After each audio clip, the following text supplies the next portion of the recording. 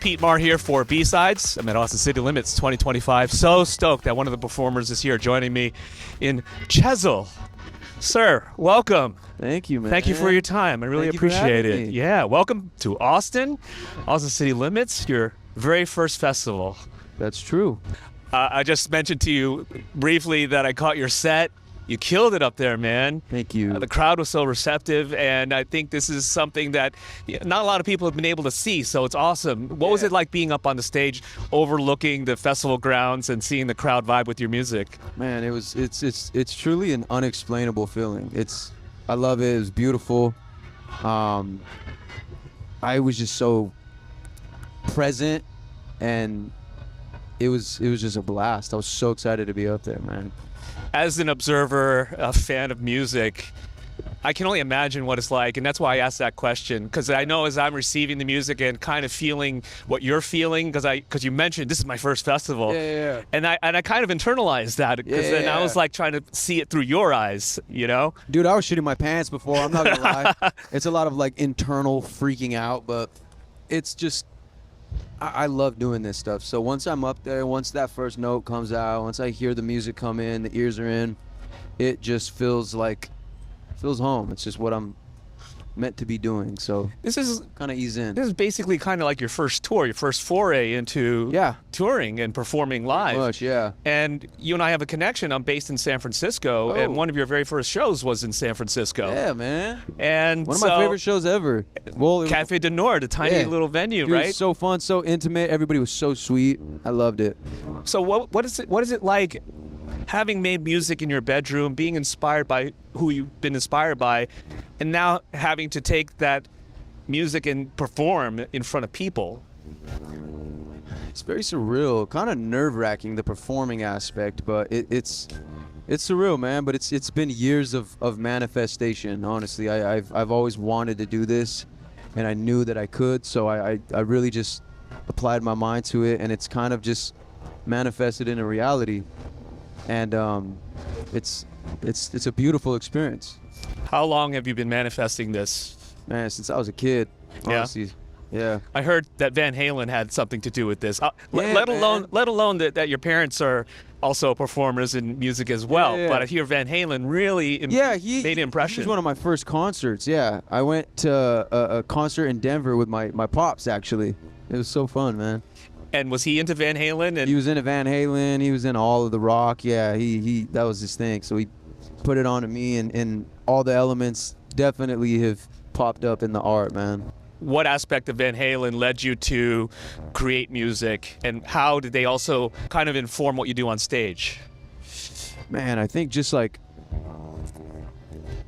just like the energy behind the music. I guess that's what I take in terms of like how I want to perform, and just sonically, man, the textures, the tones of the guitars and stuff. It's something I've always wanted to incorporate, that similar thing, maybe with my own touch to it. You know what I mean? Yeah. For my own stuff. Yeah, your stuff is very, very intimate. Yeah. People internalize it. I like to use that word because I feel like when you came out with Beanie, and then the music on 47, and now with the latest Ale, it is something that everyone can relate to in one way or another. Yeah, man. It's the rainbow for everyone. Yeah, man. That's how I wanted to do it. And your story is just so fascinating to me. Manifesting as a young person to be in the position that you're in now, being homeless, living out of your car, moving to LA with really kind of a pipe dream. Yeah, pretty much, man. Just fucking. Are you kind of off the cuff like that, or are you also kind of manifesting in terms of, I'm going to write this down, and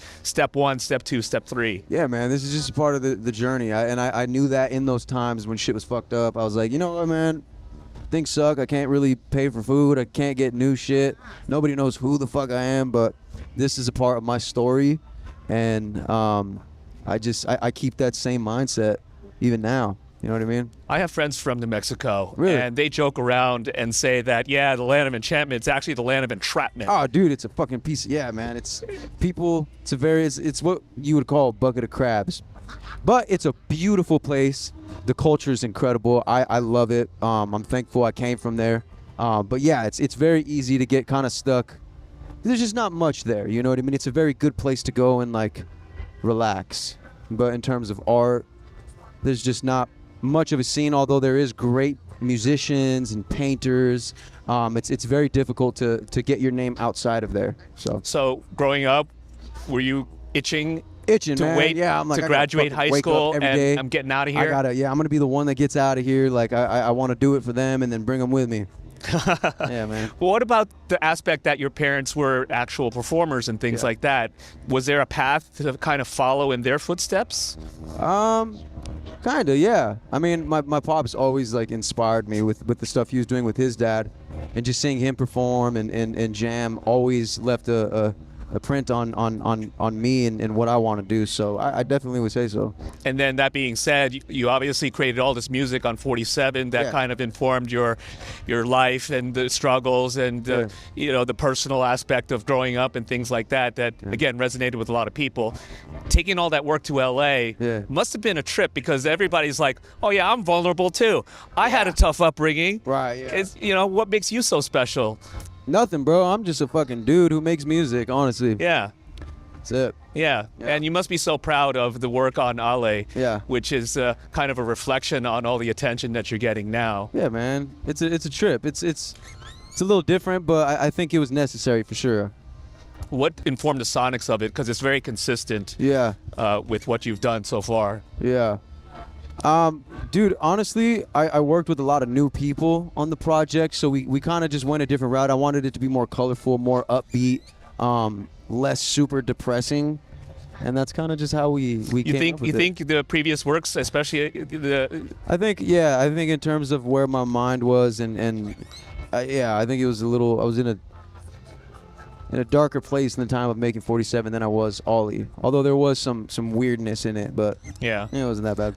I mean, the saying is that you always have your whole life to create your debut project, right? Yeah. So when we look at 47, is that a culmination of like teenage years all the way up until? Yeah, man, that and Ollie. Yeah, man, it's just where I am, man. It's a reflection of where my mind is at the time. Pieces from just growing up, you know what I mean? It's all just fumed into these little projects, and I'm going to continue to do that. Mm-hmm.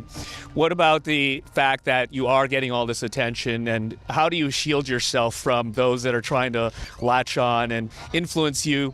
You should work with so-and-so and do this and that. I don't fucking listen to them, man. At the end of the day, I love this art. I do this for me. I like to make shit that I like, so I don't really allow anybody's input, and I keep a very small, tight circle with good people around me, so they trust me, and I'm very thankful that they do. So yeah. What was it like moving to LA, not knowing a soul? Fucking weird, bro. Weird. It was strange. I knew a few people, and then I met up with them, and then like would meet them, and then I'd go out, get fucked up, and like meet new people and shit. It was interesting, man, but it like I knew it was just like a part of my process, or story rather, you know, like just brick by brick, you know what I mean? It's humbling too, because the fact you don't know where you're going, you don't know what neighborhood you're in, dude. What scene is what. Exactly, yeah. Right? It was weird. How long have you been living there now? I don't live in LA anymore. I lived there for about a year or two, but I just recently moved to Oceanside, California, right on the beach. Oh, okay. So south of basically San Diego. Yeah, pretty much. But I'll be back. Yeah. Do you ever go back to Albuquerque much? And not as much as I wish. I wish I could go more. I haven't been able to this last year, but definitely going to. Do you still skate? I tried the other night when I was drunk, and I could almost kickflip. Almost. Yeah, I almost kickflip, man, but nah, dude, I gotta go get a board. I heard you're a really good skater, so that's why. I used to be, man. Yeah, I used to fuck, man. I was good, but are we allowed to cuss and stuff? Yeah. Yeah, I used to be really good, man, but it's been years, so yeah. No, that's something you and I have in common. I love. You skate? I'm a poor skater, but like I can do an ollie. Yeah. I can do, dude, that counts. A kickflip every now and then, right? Man, yeah. But don't ask me to do a nollie or a tray flip or anything. Oh yeah, so. Fuck no, man. I used to be able to do tray flips, but now I was trying to throw them, and dude, I was just throwing like pop shove it, like 360. It's goofy, man. Did you have aspirations of being like a professional? Oh, dude, I wanted to be a pro so bad when I was a kid. Yeah, I was like, this is my journey, but that didn't last too long. Looked up to like Sheckler and Nija. Oh, dude, Ryan Sheckler. Yeah, fucking all those guys, man. They were my heroes at the time. Did you ever think that maybe your music could soundtrack some of that as well?